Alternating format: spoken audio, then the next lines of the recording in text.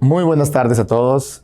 Hoy tenemos el honor de estar con el doctor Kevin Roberts, el presidente de Heritage Foundation de Estados Unidos, un think tank, un tanque de pensamiento conservador que trabaja por generar políticas públicas que protegen la vida, la libertad y la propiedad de sus ciudadanos.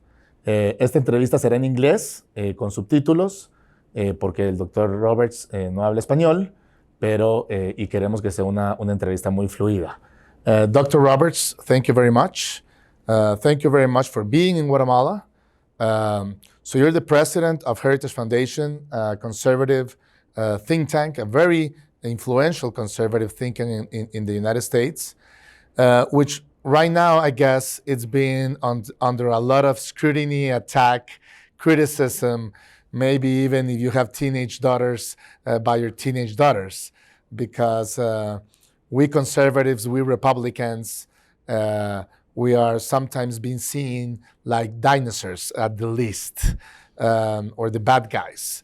But at the end of the day, these are the values, life, freedom, and the pursuit of happiness, are the values that have given really I would say the groundwork, la cancha, como decimos in Spanish, to really develop a successful society. These are the values that have protected in the best way in all the world, the minorities, because these are mostly occidental values, and that have generated more wealth and that have taken more people out of poverty than any other system in the world. So what's your take on that? Why do you think we're being attacked? Why do you think we're being called dinosaurs? And how do you see the challenge, and what are the threats? Well, Rodrigo, let me thank you for having me. It's such a pleasure to be sitting down with you and to be here in Guatemala. I do have teenage daughters, and I'm happy to report they're not mad at me or the Heritage Foundation for this reason. And it does get to the answer of your wonderful question. And it is that the Heritage Foundation, like the work that so many people do, including you, is focused on the truth. Capital T truth. Not as some members of the United States Congress like to say, your truth, my truth, her truth, his truth. There's one truth. And in different times in our lives, including our political experiences, the truth can be hard to accept. And right now we have a whole segment of the American electorate. There's a whole segment of the electorate in every country, including in Central America, that believes that when you're talking about the truth, that somehow you are stuck in an ancient age. And the reason they're saying that, and I don't mean this to be uncharitable towards them, because we love all human persons, they don't understand what they haven't been taught. And so I can speak about the American context, especially as a history teacher initially. We're just not teaching our history well. And our history in the United States, while of course distinctive to this country, to that country, is so similar to the history of Latin American countries because we believe in the same thing, what you said, life, liberty, the pursuit of happiness. Those ought not be seen as dinosaur principles. They ought to be seen as principles that are eternal, that we all have. But this really gets to the heart of the question, and this is what my teenage daughters appreciate about my work. Life, liberty, and the pursuit of happiness means that people who prefer to run our lives in a centralized government can't. And I will tell you that at the Heritage Foundation, we will charge every hill. We will spend every dollar to our name. We will take every ounce of scrutiny, and we will stand, to quote William Buckley, a great American conservative, we will stand athwart history and tell them to stop. Awesome, man.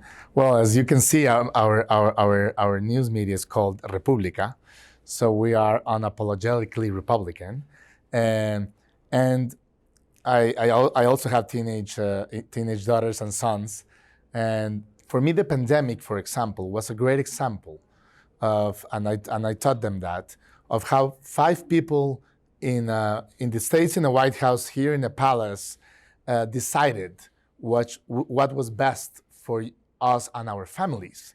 How do you see that COVID affected ideologically? Do you think it helped us as a movement Because, for example, in the States, you have states like Florida, like Texas, that did a great job, and people are moving there. And you have California, you have New York, which made a mess. Oh, they did. And in fact, as awful as the unnecessary shutdowns of COVID were, the silver lining, the good news from COVID for those of us who are right of center and who understand the problems of centralized power, those of us who believe in republicanism, is that it laid bare, it made very apparent the problems of the left. And the left wants to control everything we do. And then now we know, especially in the United States, that the Center for Disease Control and Dr. Fauci were really, to be charitable, talking out of both sides of their mouth. You know, at worst, they probably financially conflicted with some of these things. But all of that to say that, you know, I happened to be in Texas when the pandemic was going on. The governor there asked me to be on his task force to reopen Texas. And the thing that I kept encouraging my friend, Governor Abbott, who's a good governor, to do is, Governor, reopen the state and start with the churches. Because those of us who are faith-based need to be in our church communities, and to his credit, he did that. What that teaches us is that never again can we allow that to happen. Because it disallowed our kids from being in school. It disallowed us from being in our church, if that's where we wanted to be. It disallowed, you know, business interests. And I think if thoughtful people across the world can learn that lesson, we'll never let government take our freedoms like that. And it disallowed us to make our own decisions. Exactly. Because I always said, okay, I might have a mother, a grandmother who I want to take care of. I don't want her to have COVID and die because she's 80 years old or whatever. But what about the waiter that has to work in the restaurant to feed his kids? True. And that's where I thought, now, when you say about the truth and that we have the truth on our side, and I agree with you, when people ask me, why do I believe the republicanism is the system that can give us, that can really give us a good future, I only say, well, it's worked for 250 years in the most powerful country in the world, and made the United States of America, the most powerful country in the world, those values. But you see Chile. Chile, the truth was there. The facts were there. Chile, in the last 30 years, I would say is one of the top 10 countries that had positive increases in their indexes, in all their indexes. Social mobility, social security, people taking out of poverty to middle class to wealthy. And even with all that truth in front of them, they are discussing a modification for their own constitution because they made a name of it. They called it the Pinochet Constitution, and now it doesn't work. I'm like, okay, but what about the 30 years?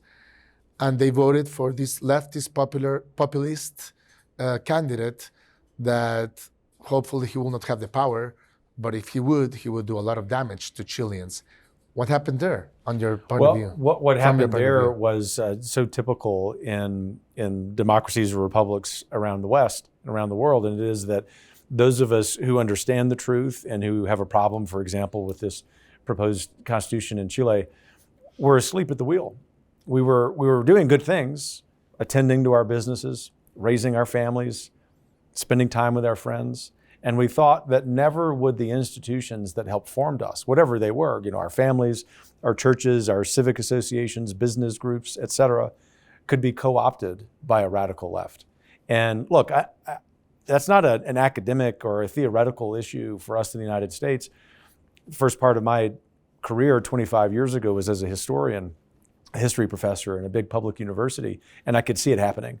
That my colleagues who were nice people were also radical leftists, were trying to take over that institution.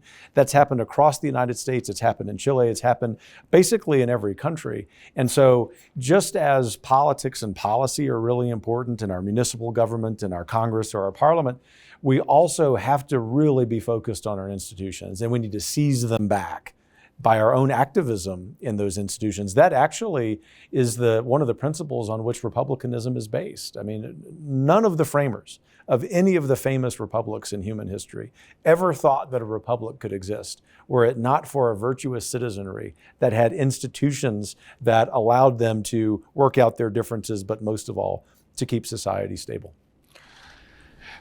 And that takes me to the next question, China.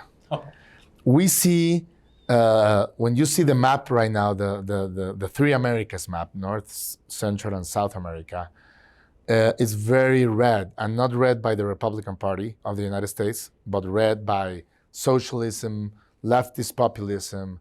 I am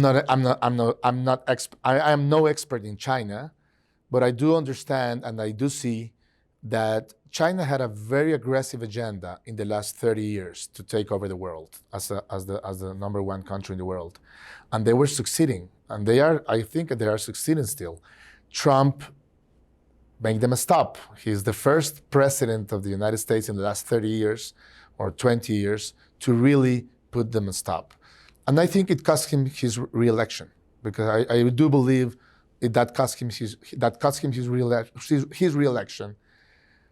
But the power that China is getting right now in Latin America, through their policies, through their money, and also taking advantage of and I would let you answer that, good or bad job that the Department of State or the Democrats are doing. How dangerous do you think it is? And how similar would you say it is to Jimmy Carter's 70s policy? That we have to remember, it's because of Jimmy Carter that the guerrillas won in Venezuela, in Nicaragua, in El Salvador, almost here, because they couldn't do it here because of other issues. How do you see that? I'll go backwards.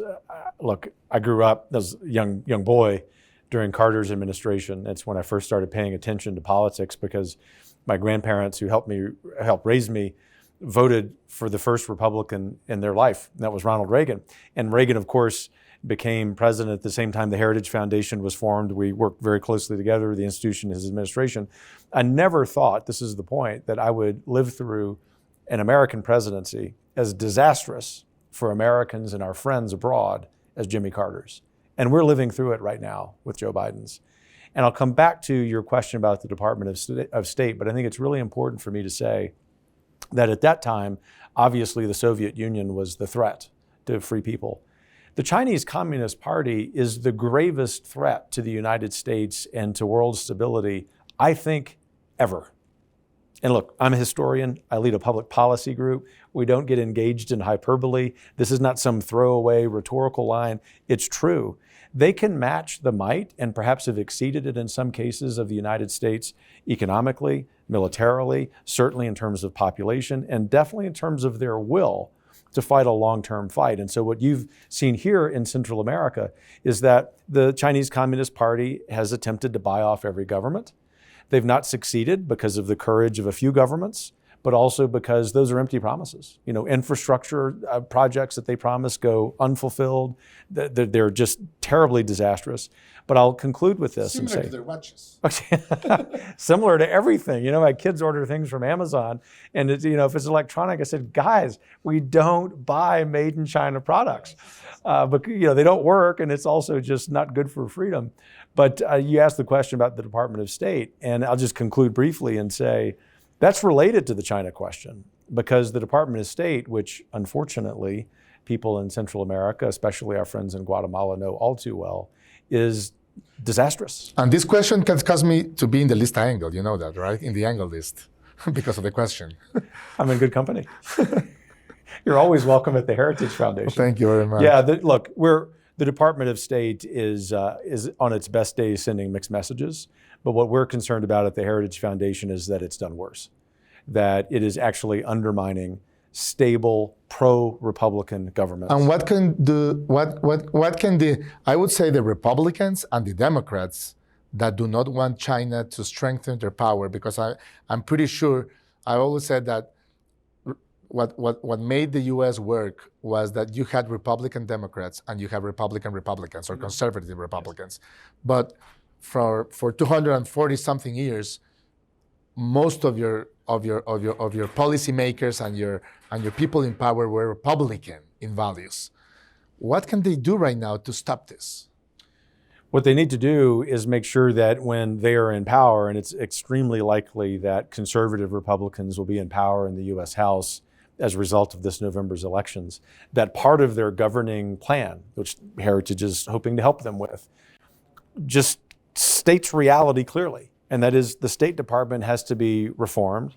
The Chinese threat has to be dealt with very plainly. We have to eliminate, for example, the practice of the Chinese Communist Party hiring lobbying firms in DC to do their bidding.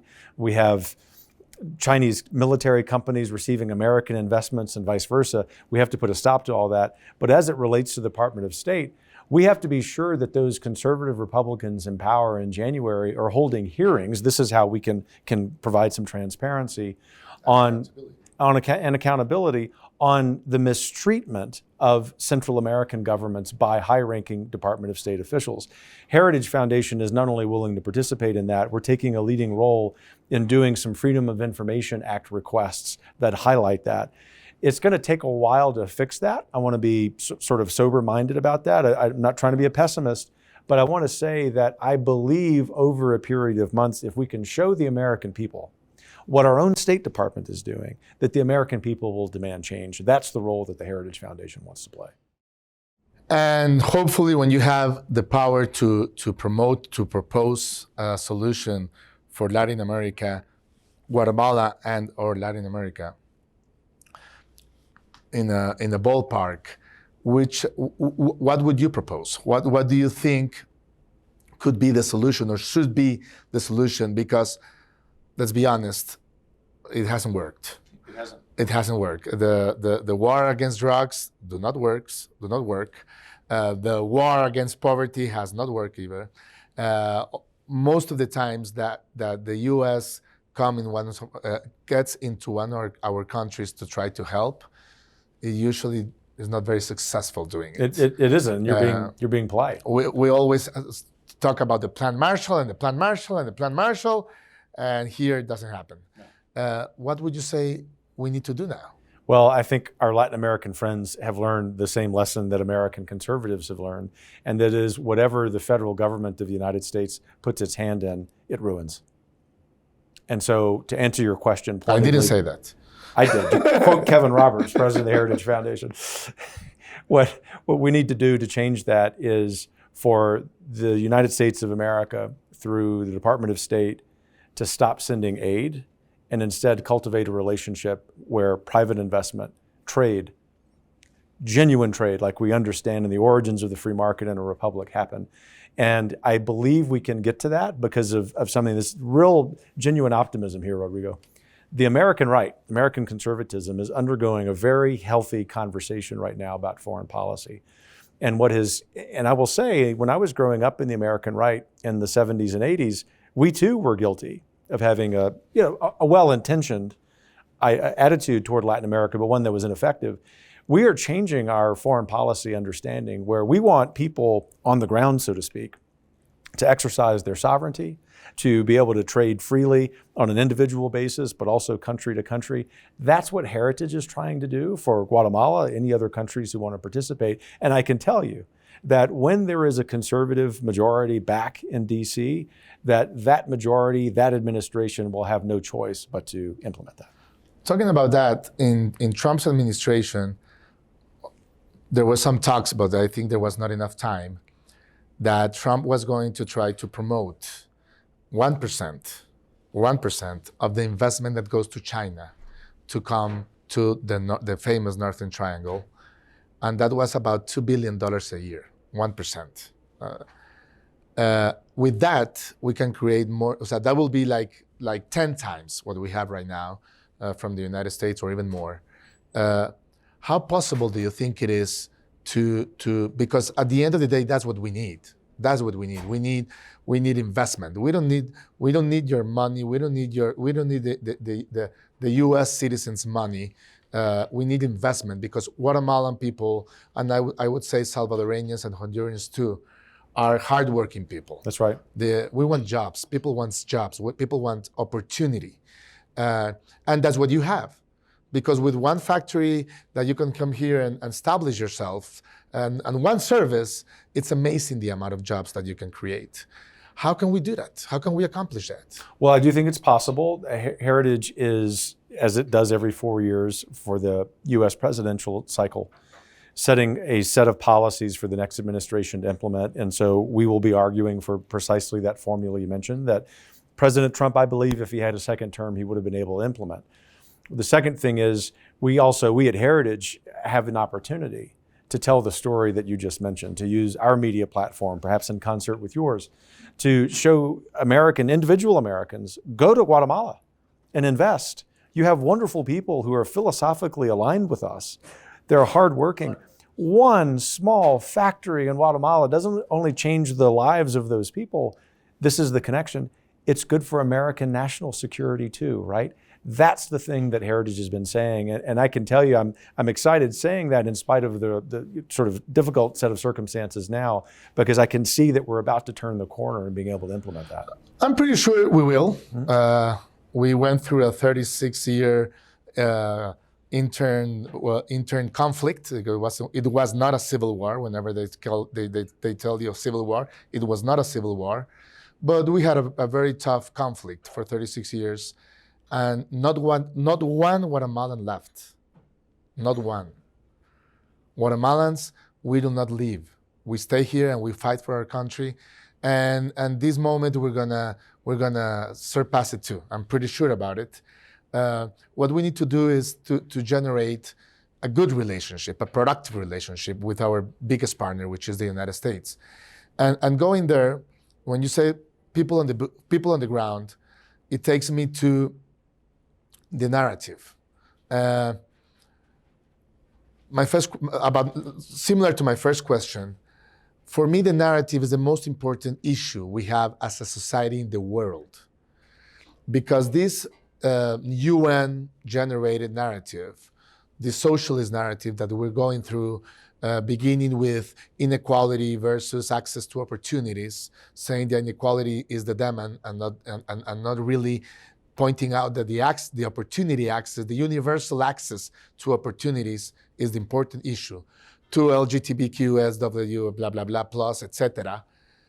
That narrative is really getting to the heads of our young society and taking the world in a place where we can really go, we can really fall down. How do we, and I love this word, unapologetically transmit to our next generations that life, freedom, and the pursuit of happiness, because they believe in it. They just do not understand it until they lose it, but they believe in it. How can we make them conscient about it? How can we make them see it before they lose it? Well, to use the old adage, and for someone who's occasionally been involved in sales, and I guess I sell political ideas all the time or policy ideas, and having been in the classroom, we meet people where they are. And not that we want all of us to stay where we are, we want to evolve. What I mean by that is we recognize what younger people, whether they're Guatemalans or Americans, understand, which is life, liberty, the pursuit of happiness. They've actually lost 2 of those during the COVID shutdowns, so they have this firsthand experience.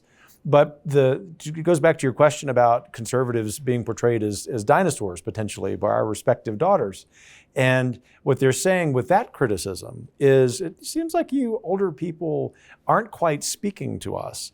Start with the experiences they've had and draw the connection in a way that isn't condemning, in a way that doesn't sound like we're being condescending to them for being millennials or Generation Zers, and say, this is what we're talking about. And wouldn't you like to live in a society where government doesn't have that power? Wouldn't you like to live in a society where if government says it's going to make a commitment to you, it actually does it?